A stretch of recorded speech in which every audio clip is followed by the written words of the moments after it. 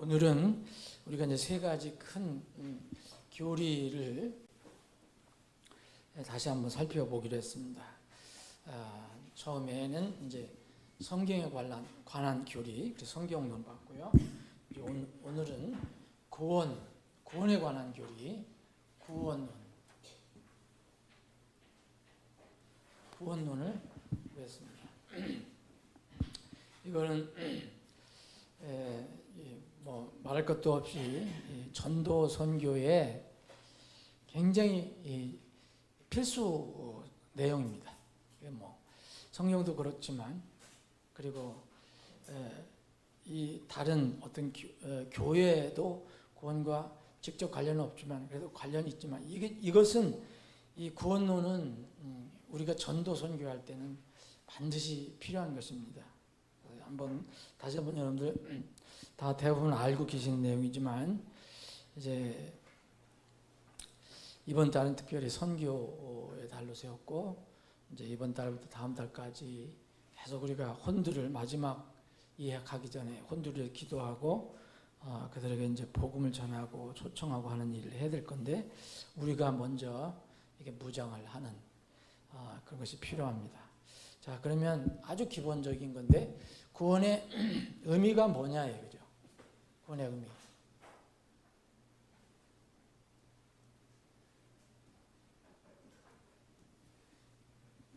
구원의 의미, 정의. 근데 이거 이제 세상적인 의미와 성경적인 의미는 다릅니다.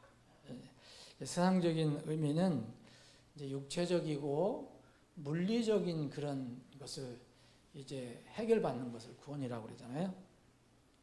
어떤 위험에서 이렇게 건진받는 거, 위기로부터 건진받는 거, 전쟁이 일어났는데 전쟁에서 구사일생으로 살아났다. 요새 또 뭐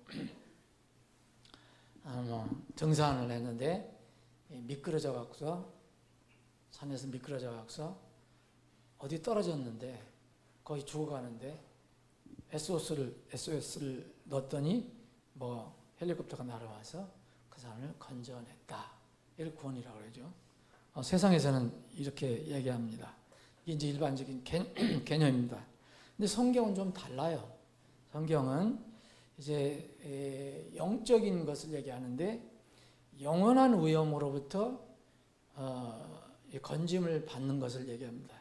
이것은 이제 뭐하고 연결이 되느냐면요, 인간론하고 연결이 돼야 돼요. 여기 이제 여러 가지 이제 우리가 신학 파트에서 여러 가지 분야를 공부하잖아요. 인간론을 모르면 이게 구원의 의미를 알 수가 없어요. 세상에서는 물리적인 것만 보거든요, 육체적인 거. 그런데 이제 성경에서는 인간이 어떻게 만들어졌느냐. 이제 하나님께서 땅의 흙으로 사람을 지으시고 그랬잖아요. 그런 뒤에 이것은 육체죠. 그 다음에 하나님께서 그의 콧구멍에 숨을 불어넣으시니 살아있는 혼이 되었더라. 이게 이제 인간이죠, 인간. 이제 이 인간이 구원받는 것을 얘기하는 거예요. 그래서 세상에서 얘기하는 것은 이제 물리적인 것만 구원을 받는 거예요. 몸에만 해당되는 거고. 그래서 이 성경은 이제 사람들은 누구나 육체는 살아 있어도 영혼이 죽은 사람이 있다 얘기해요.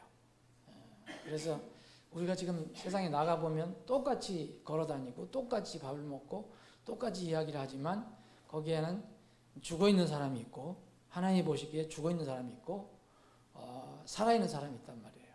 우리가 세상 사람들하고 가서 섞여 있을 때는 하나님께 보실 때는 죽어 있는 사람이 있고 살아있는 사람이 있는 거예요. 우리는 살아있는 사람이죠. 우리는 몸도 살았지만 영혼도 살아있죠. 영혼도. 그래서 영원한 개념이기 때문에 이 영혼이 앞으로 죄로 인해서 심판을 받아서 영벌을 받아야 하는데 그 문제를 해결한 사람들을 이제 우리는 살아있는 사람이라고, 성경에서 살아있는 사람이라고 그러잖아요. 그래서 이게 모든 죄들을 용서받는 것을 얘기하는 거죠. 그러면 육체의 문제는 어떻게 되느냐? 육체의 문제는요, 자동적으로 따라오게 돼 있어요. 항상 구원은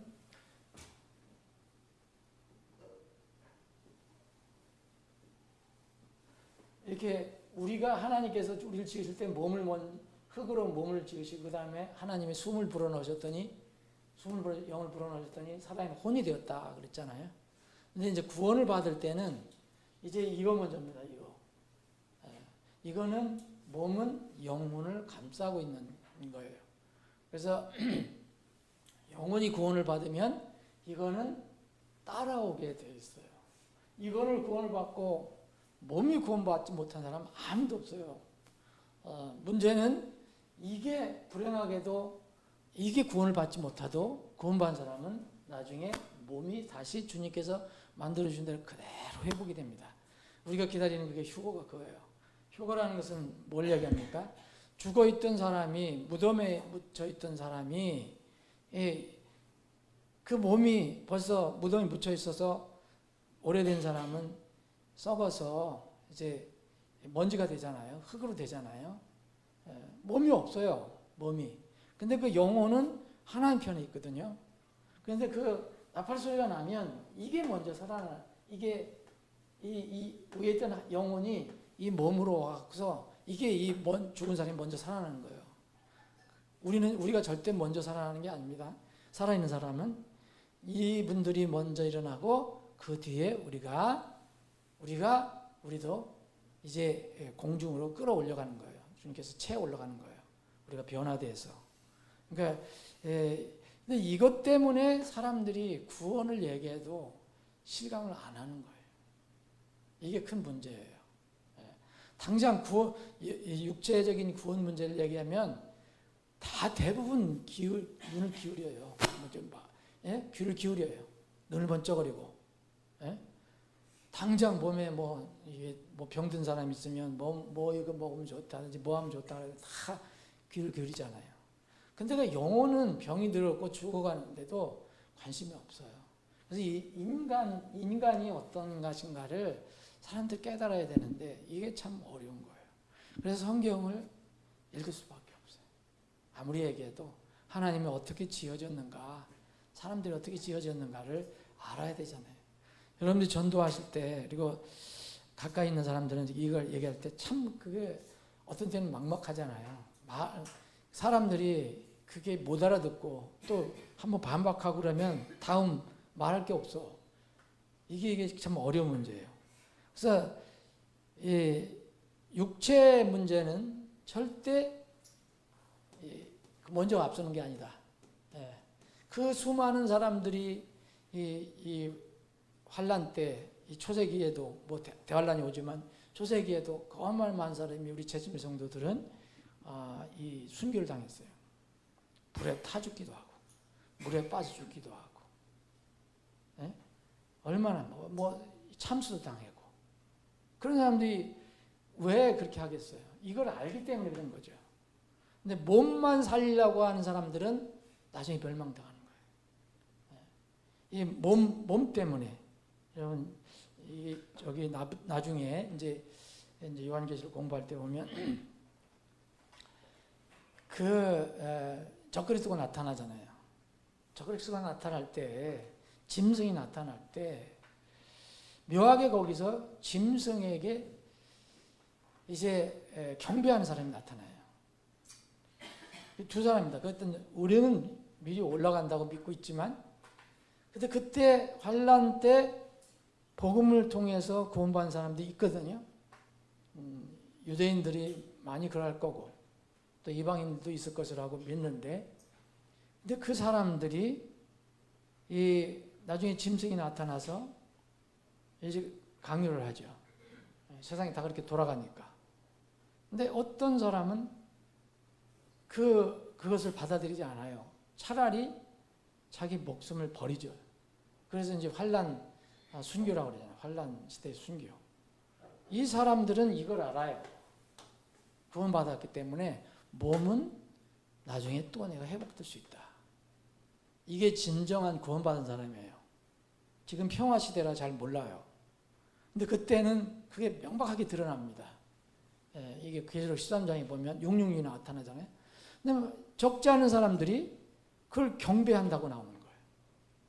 이 사람들이 뭐냐? 이 사람들이 그리스도인이라 이름을 가지고 있어도 만약 그런 사람들이 있었다면 이 사람들은 뭘 중요시 여기는 거예요? 몸을 중요시 여기잖아요. 몸. 그 당시에 이제 그거 안 하면 죽인다 그러니까. 예? 먹을 것도 없고 살기가 어렵고 그러니까 경배라는 거예요. 그 짐승에게. 이런 사람들은 이 구원의 의미를 모르는 거예요. 지금 그리스도인도 수많은 그리스도인, 소위 얘기하면 교인들이 있잖아요. 근데 아무도 몰라요. 아무도 몰라요. 나중에 어떤 결정적일 때에 누구를 경배하는 사람 나타날 것이냐. 그래서 우리는 이렇게 가볍게 이렇게 평화시대에 가볍게 우리 공부하지만 우리 시대가 다가오고 있습니다, 지금. 그렇기 때문에 구원에 관해서는 정말 이건 날마다 강조해도 지나치지 않는 거예요. 이런 걸 가지고 실증나거나 지치거나 그러면 안 돼요. 우리를 이거 분명히 알아야 돼요. 우리는 영혼이 있고 육체가 있는데 우리는 이것이 중요한 게 아니라 이것이 중요한 거다라는 거죠. 이거는 따라오는 거예요. 그런데 지금 현재 기독교가 어디를 강조해요? 이걸 강조하기 시작하잖아요. 이 세상에서 축복받고 이 세상에 건강하고 이 세상에 무슨 물질을 많이 받고 이 세상에서 성공하고 이걸 강조하잖아요. 그런 교회는 사람들이 많이 몰리는 거예요. 그런데 이거를 얘기하는 사람 이런 데는 별로 관심이 없어요. 이거는 어쩔 수 없지만 우리가 복음을 전하는 건요 이거를 강조하는 거예요. 물론 하나님의 자녀가 되면 당연히 이 땅에 사는 것도 주님께서 인도하신다 그랬고 보존하신다 그랬고 먹고 마시고 입을 거 다 주신다 그랬고 했지만 몸이 중요한 게 아니라 영혼이라는 거예요. 구원의 의미는 이걸 알아야 돼요. 인간론을 알고 이것을 알아야 됩니다. 혼의 구원이라고 자꾸 얘기해요. 혼의 구원. 소울. 그러면 이 구원이라면은 이것을 말하는데 영혼의 구원을 말하는데 그러면 실제로 우리가 이제 여러분들 구원 받으셨잖아요. 그럼 우리가 어떤 사람이 복음을 전해요. 그럼 그 사람이 신앙을 고백을 해요.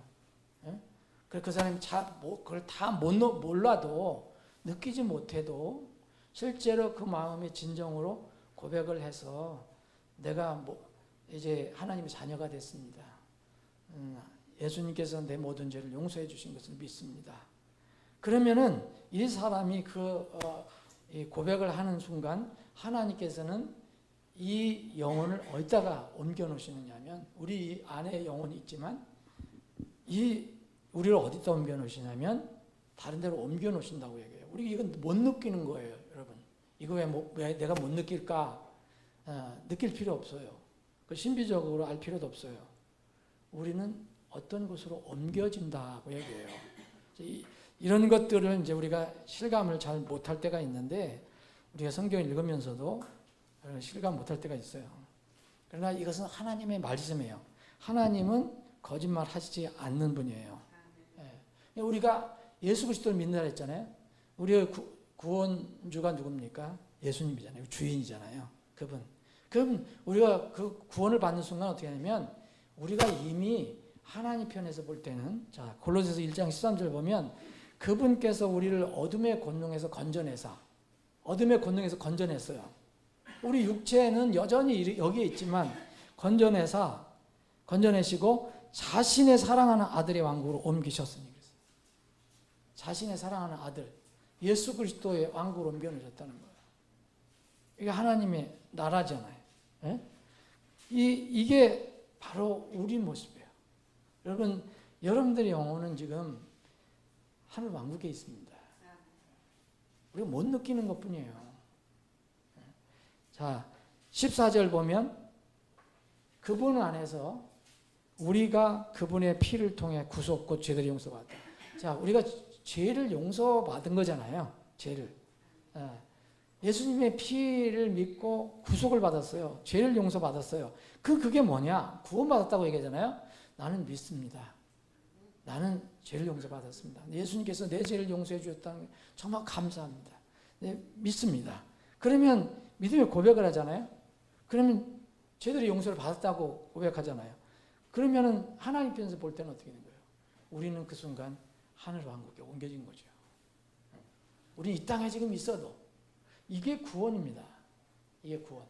근데 뭐 지금 내가 믿어도 옮겨졌느냐 안 옮겨졌느냐 이걸 모르는 사람도 있지만 분명히 이것이 구원이라는 거예요. 미래에 우리 몸이 변화되겠지만 지금 이미 모든 것이. 그래서 구원의 완성은 사실 과거에 이루어진 거예요. 그걸 유지해 나가는 거예요. 이제 앞으로 이제 구원의 산명상을 또 볼 거예요. 어둠의 권능에서 예수님 왕국으로 옮겨진 거 구원받았잖아요. 어둠에서 구원받았잖아요. 이게 구원입니다. 세상에서는 그런 어떤 극한의 위기나 어둠 속에서 다시 빛으로 구원받는 것, 이것을 얘기하지만 성경은 이제 영혼 문제를 얘기합니다. 영적으로.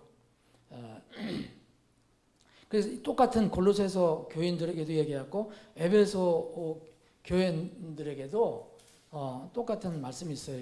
여러분 잘 아시지만 이거 두 개, 골로새서 1장 13절하고 에베소 2장 5절은 연결시켜서 기억을 하시면 좋아요. 에베소 2장 5절, 심지어 우리가 죄들 가운데서 죽었을 때 우리를 그리스도와 함께 살리셨고 그랬죠. 이렇게 표현하고 저렇게 표현해요. 우리가 죽었을 때 우리를 그리스도와 함께 살리셨다. 구원시키셨다. 너희가 은혜로 구원을 받았느니라. 과거형이죠. 그런데 6절 보세요. 우리가 이것은 이해를 하든 못하든 상관없는 거예요. 뭐 이해하면 더 좋고 얼마나 좋습니까, 여러분? 이해를 하면. 그래서 성경을 읽으면 기쁘고 확신이 있고 어떤 상황 속에서도 즐거운 거예요. 또 우리를 함께 일으켜 세우사 그리스도 예수님 안에서 우리를 어디요? 하늘의 처소들에 함께 앉히셨으니. 여러분 지금 여기 앉았잖아요. 여기 장의자에 앉으셨는데 지금 하나님이 보실 때는 영적으로 여러분들 어디에 가서 앉아 있어요? 하늘의 소수들이 앉아 있다 그랬잖아요. 아까 사랑하시는 아들의 왕국에 아들로 옮기셨고 지금은 그 하늘의 처소에 우리가 앉아 있다고 얘기해요. 이게 구원의 기쁨입니다. 이게 구원의 기쁨이에요. 여기서 구원의 의미가 이겁니다. 구원의 의미. 구원의 의미는 확실히 알아야 돼요. 그래서 구원을 내가 고백을 했는지 고백하는데 나중에 나는 믿는다 하는데 글쎄 기다려봐야 알아요. 그때 죽을 때쯤 되면 어떻게 될지 나를 긍휼히 여겨주셔서 그때 불러주시면 얼마나 좋겠어요. 그렇게 생각하는 사람 믿는 거 그건 좀 안타까워요. 진실로 모든 죄를 용서받았다. 그렇게 믿어도 그런 마음을 가지고 있으면 그건 성경에서 말하는 구원을 믿지 않는 것이 될 수 있어요. 그래서 우리는 구원을 받았다면 구원을 받은 거예요. 과거에 받은 거예요. 그래서 이제 유지되어 오는 것 뿐입니다. 자, 그러면 두 번에는 구원의 성격이 여러분들 이거 다 전도할 때 다 필요한 거예요. 이런 걸로 무장이 돼야 돼요. 자, 구원의 성격이 그럼 뭐냐? 어떻게 해서 우리 구원을 받았다고 얘기할 수 있느냐? 구원은요, 하나님의 두 가지 속성에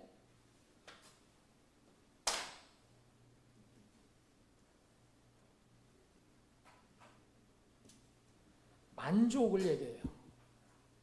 구원이라는 것은 뭐냐 이거예요. 구원이라는 것은 하나님 편에서 볼 때는 하나님이 두 가지 속성이 있는데 이것이 만족이 된 거예요. 구원을 못 받는 것은 두 가지 속성이 하나만, 이 두 가지가 하나가 연결이 안 돼요.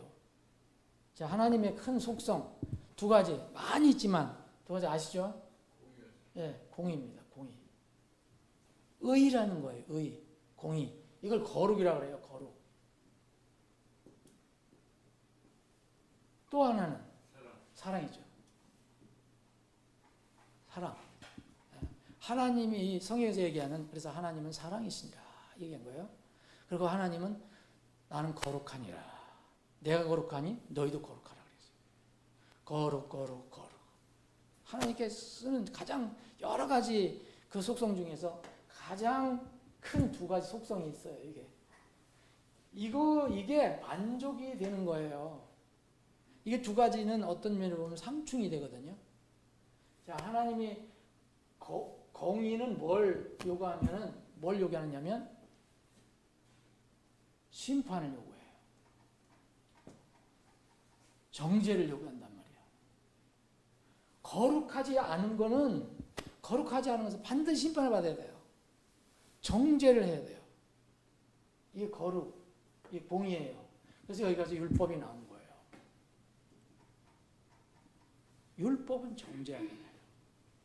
율법은 하나님의 완전하신, 거룩하신 어떤 사람들에게 그래도 피조물이 이해할 수 있는 그 수준, 하나님의 쪽에서는 우리가 다 이해 못하고 사람들이 이해할 수 있는, 그리고 읽을 수 있고 느낄 수 있는 부분을 글을 다 표현해 율법이에요. 우리 율법 다 못 지키거든요. 율법은 여러분 간음하지 말라, 육체적으로 간음하지 말라, 그건 지킬 수 있다고 생각하지만 벌써 신약에 와서는 이 율법이 그 안에 들어있는 게 뭐냐, 마음으로도 조금이라도 좀 허튼 생각을 하는 마음 보세요. 그건 간음이라고 얘기를 해요. 도둑질도 도둑질 안 했다, 내가 물질을 안 했다. 근데 벌써 마음에 뭘 가지고 있어요? 제 욕심쟁이, 탐심, 벌써 도둑이에요. 도둑질이에요. 이걸 율법으로 해야 돼요. 그래서 율법을 지켜서 하나님께 갈 사람은 아무도 없기 때문에 이 율법을 하나님께 제시하시면 하나님이 공인데 사람은 거기를 못 가는 거죠. 그걸 깨닫는 거죠. 본질을. 못 갑니다. 하나님 나 이걸 못 합니다. 그런 방법으로 못 갑니다. 이걸 아는 거예요. 거룩함. 하나님께 갈 때 거룩함. 이 거룩함 성경에서 여러분 보시면요. 공의, 의, 홀리니스라는 거. 거룩하심. 얘기할 때 보면 자 보세요. 여러 가지가 있는데 거룩하지 않은 사람들이잖아요. 사람들은, 죄인들은 거룩하지가 않아요. 하나님이 어떤 결정을 내리시면 거룩하지 않아요. 그러나 하나님하고 대면에 살 수 있다고 그랬어요? 못 하다고 그랬어요? 없다고 그런 거예요. 그래서 거룩하신 하나님과 대면하면 그대로 죽는 거예요. 구에서는 그 사례가 나오는 거예요. 그 사례로 보여준 거예요. 여러분, 그 출애굽기 33장에 보면 하나님께서 모세에게 이렇게 얘기를 하세요. 그 사랑하는 모세한테도 얘기하세요. 33장 20절에 보면 내가 내 얼굴을 보지 못하리니 이는 나를 보고 살 자가 없기 때문이라. 그냥 우리 죄인이 사람이 하나님 얼굴 봤다, 직접 봤다, 그건 못 사는 거예요. 그건 죽는 거예요. 그럼 모세한테 얘기했어요. 그래서 내가 내 얼굴을 못 본다. 만약 나를 본다면 죽는다. 그리고 여러분 거룩한 것을 이제 이 구약에 보면 성막이든 성전이든 그래서 성이 다 들어가잖아요. 거룩한. 보기에 무슨 천막 같은 건데 뭐게 거룩해요? 하나님이 정해 놓으신 거고 하나님이 임재하신다 그러니까 지성소 성 들어가잖아요. 가장 거룩한 곳 하나님이 계시니까 그래서 성소라는 거예요. 하나님이 계신 곳에는 그 사람들이 그 지성소에는 아무리 하나님께서 세우신 그 제사장이라도 막 들어가면 어떻게 해요? 죽어요. 그래서 그것도 백성의 죄를 다 모아서 1년에 한 번씩 그것도 이 피를 가지고 그 죄를 담당한 그 양들의 피, 염소들의 피, 이 피를 내갖고 피를 앞세워서 들어갈 때 제사장이 1년에 한 번 산다고 그랬잖아요. 지성소. 그런 하나님이에요. 거룩한 하나님. 그래서 그 레위 그 자손들 중에서 고앗 이 아들들이 있었잖아요. 고앗 아들들은 이렇게 명령하시죠.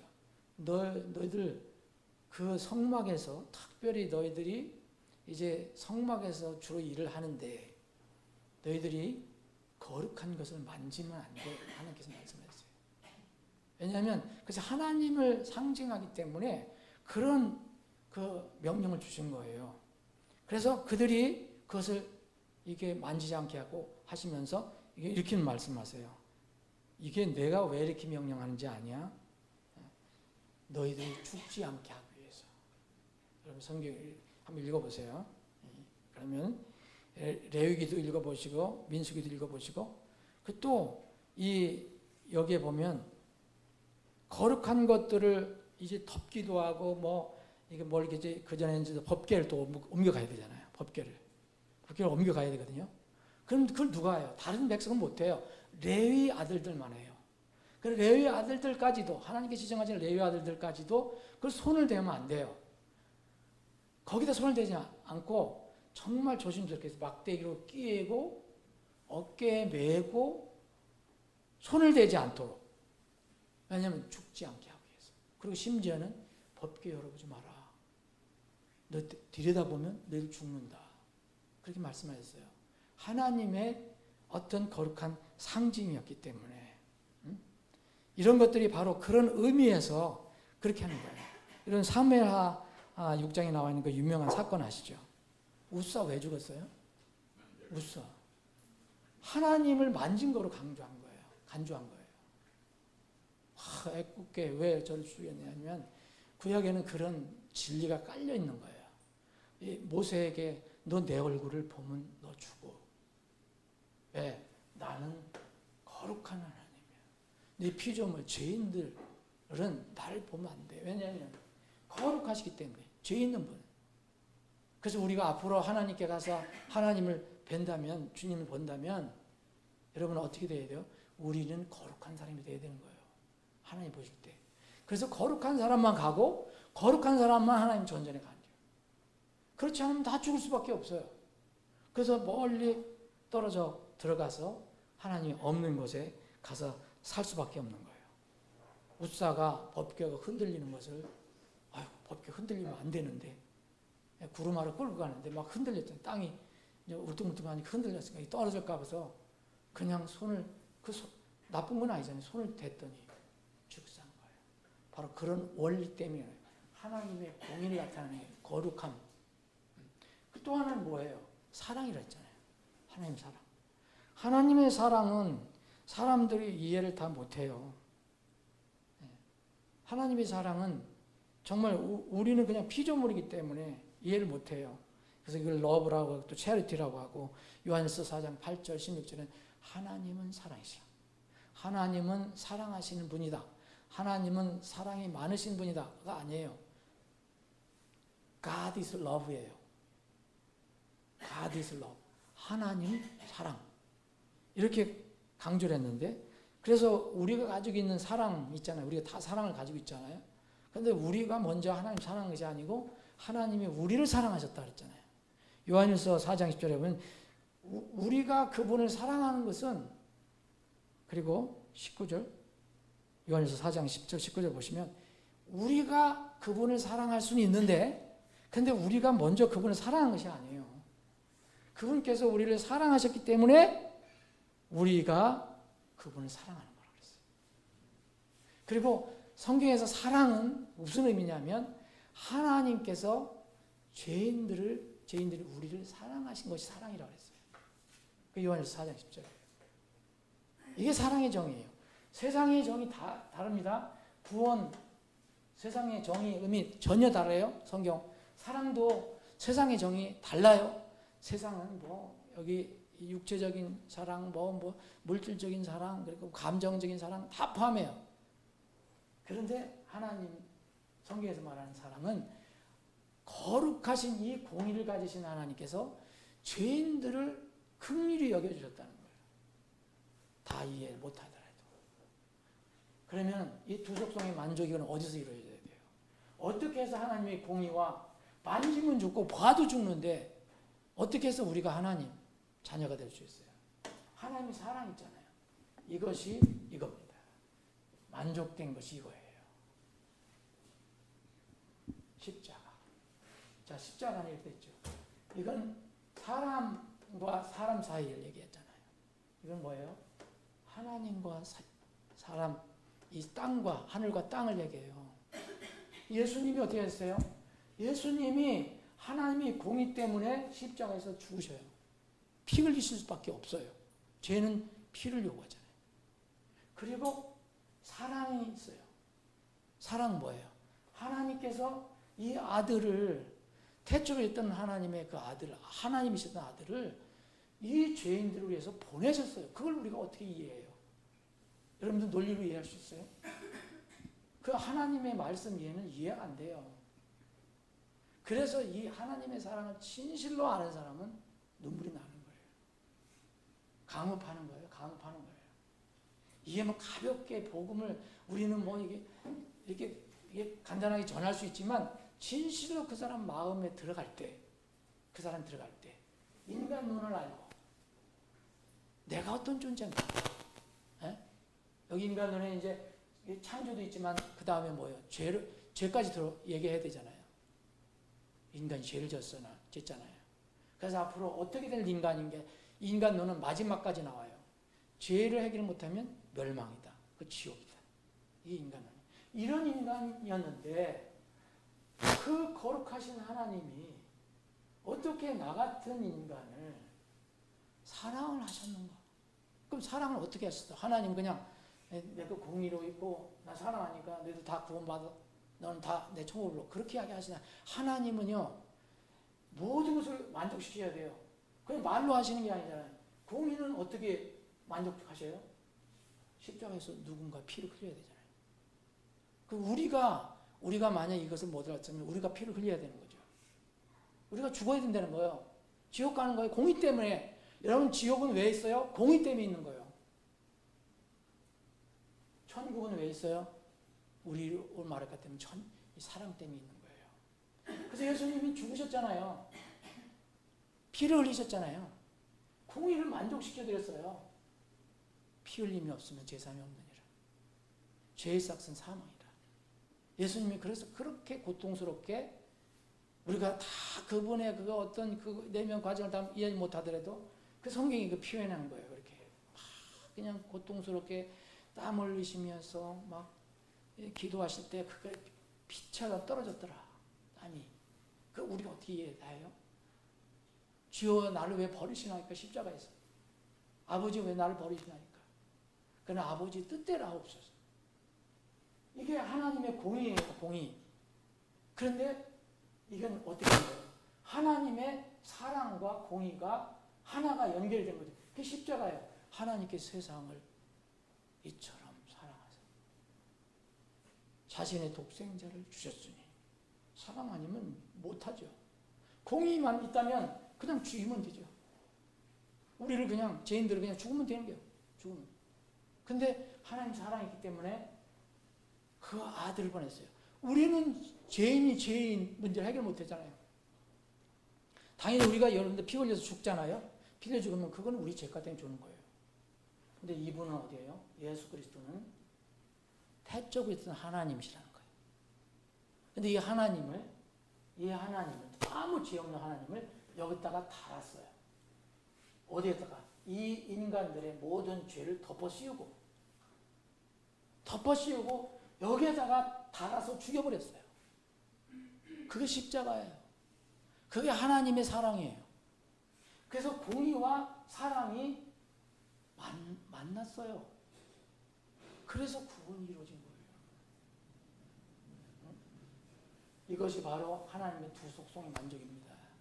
그래서 하나님의 거룩하심도 하나님의 공의도 상처를 안 받아요. 훼손이 안 돼요. 하나님의 사랑도 그대로 100% 드러나게 돼요. 또 하나는요. 이 구원의 성격은요. 지금 말하는 것처럼 자 이런 하나님 있어요. 그리고 죄인들이 있어요. 구원이잖아요. 구원은 죄인들이 구원받는 거였는데 근데 하나님이 안 계시다면 죄인이 구원 필요 없는 거고. 근데 하나님이 엄연한 거룩한 하나님, 공의 하나님이 계세요. 근데 죄인이 있어요. 그럼 어떻게 해야 돼요? 하나님께 가려면 죄인들이 하나님의 인정을 받아야 돼요. 다른 말로 하면 화해를 해야 돼요. 화해. 여지까지는 원수로 지냈는데 하나님의 공의를 보면 원수예요. 그런데 화해를 했어요. 화해. 평화롭게 됐다는 거예요. 전에는 반목을 하다가 이제는 화해를 했다고 그래요. 그래서 여러분들 레위기 같은 데서 쭉 구해보면 화해했다는 얘기가 자꾸 나와요. 화해함을, 화목제물. 화목은 뭐예요? 아주 서로 안 좋았는데 서로 화합을 했다는 거죠. 기분 좋게 화해했다. 그래서 여기 로마서를 보면 화해되었다. 우리가 하나님과 화해되었다. 어디서? 여기서. 그래서 이것을 믿고 이것을 바라보고 믿는 사람들은 하나님께서 그 믿음을 보고 죄인과 화해하셨어요. 그래서 우리는 주님께 기쁘게 갈 수 있는 거예요. 화해했기 때문에. 로마서 5장 10절 보면 이런 말씀이 있어요. 이는 우리가 원수였을 때 하나님의 아들의 죽으심에 의해 하나님과 화해하게 되었다면 화해하게 된 자로서 더욱더 우리가 그분의 생명으로 말미암아 구원을 받을 것이기 때문이다. 이것은 육체까지 구원을 얘기하는 거죠. 그래서 여러분 우리가 이제 전도선교를 왜 해야 됩니까? 이거를 우리에게 사명을 주셨기 때문에 그래요. 이 구원의 정의, 구원의 성격 이것을 알고 가서 이 거룩하신 하나님과 죄인 사이를 화해시켜라. 그게 전도자예요. 그게 바로 여러분들이에요. 자, 고린도후서 5장 19절 제가 읽어볼게요. 즉 하나님께서 그리스도 안에 계셔서 세상을 자신에게로 화해하도록 하시며 그들의 범법을 그들에게 전가하지 아니하시고 화해하게 하는 말씀을 우리에게 맡기셨네요. 여러분 이거 아셨죠? 다시 여러분들 구원 모르시는 분이 없죠. 근데 오늘 한번 다시 정리하면 돼. 이거 이제 아셨죠? 알잖아요. 그럼 우리가 가서 복음 들고 가는 건 뭐예요? 우리가 사람이 어떻고 하나님이 어떤 분이시다. 또 우리 사람은 어떤 앞으로 운명이다. 그래서 하나님과 우리가 화해를 해야 된다. 그런데 화해하게 하는 말씀을 그래서 우리에게 맡기셨다는 거예요. 이게 선교 전도입니다. 이게 선교 전도. 이런 방향 하든 저런 방향 하든 그걸 얘기하는 거예요. 그런즉 이제 우리는 그리스도를 위한 대사. 그래서 우리가 앰버서더가 된 거예요. 하나님의 앰버서더. 하나님의 그리스도의 앰버서더. 예수님이 그래서 제자를 보냈잖아요. 이게 예수님의 대사예요. 대사는 뭐예요? 보냄받은 사람이잖아요. 여러분들 저는 다 화해하게 하는 말씀을 주님으로서 받았고 또 그것을 가지고 가는 대사예요. 그리스도를 위한 대사들로서 하나님께서 우리로 말미암아 너에게 간청하는 바와 같이 우리가 그리스도를 대신하여 간청하노니. 자, 예수님께서 여기 십자가에서 돌아가셨을 때 뭐랬어요? 자기를 막 괴롭히고 막 했던 사람들 보고 오히려 아버지께 뭐라 했어요? 저들 하는 짓을 모르니까, 자기들이 하는 짓을 모르니까 용서해달라고. 우리 가서 하는 게 뭐예요? 그리스도를 대신해서 사람들에게 가서 하나님과 화해하게 하는 일, 그리스도를 대신해서 간청하러 다니는 거예요. 우리는 이거 뭐 이렇게 어떻게 하는 겁니까? 이 로마서를 이 고린도 교회 사람들도 하나님과 화해하라고 명령받고 우리도 받아서 다른 사람들한테 가서 하나님과 화해합시다. 하나님과 화해합시다. 그렇게 얘기하는 거예요. 여러분, 이런 여러분들의 그 수고로 인해서 이제 어떻게든 이게 하나님과 화해하는 사람들이 그런 주위에 예루살렘에 화해하는 사람들이 있기를 정말 간절히 축원합니다. 아버지 하나님, 오늘 선데이 스쿨에 다시 구원에 대해서 살펴보았습니다. 우리에게 참 이 구원의 놀라우신 은혜를 허락해 주신 것을 감사드립니다. 우리 주위에는 아직도 이 구원의 의미, 성격을 모르는 사람들이 많습니다. 또 교인들이라고 해도 이것을 모르는 사람들이 참으로 많이 있습니다. 우리 주위에 있는 사람들, 특별히 참으로 예루살렘, 우리 각자 예루살렘에 있는 그 사람들을 향해서 우리가 하나님과 화해하라는 이 말씀을 들고 나가는 사랑의 수고를 주님 오실 때까지 지치지 말고 감당할 수 있도록 우리에게 믿음을 더하여 주시옵소서. 이 시간 이후로 진행되는 모든 절차에도 함께 해 주옵소서. 예수님의 이름으로 기도합나이다. 아멘.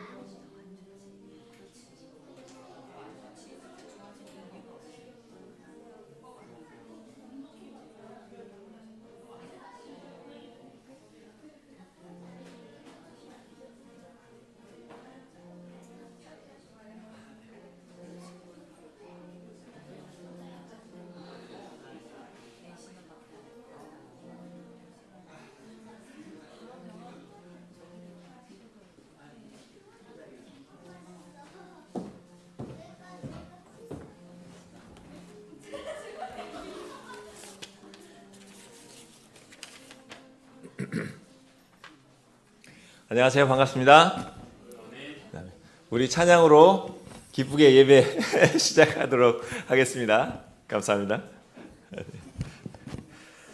마라나타 찬송가 610장 찬양 드리겠습니다.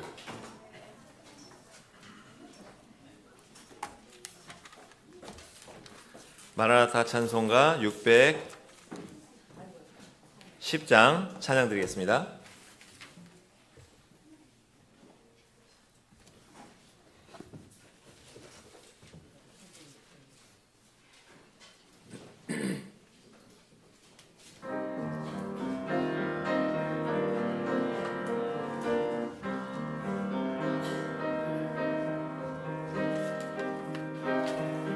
님을 신뢰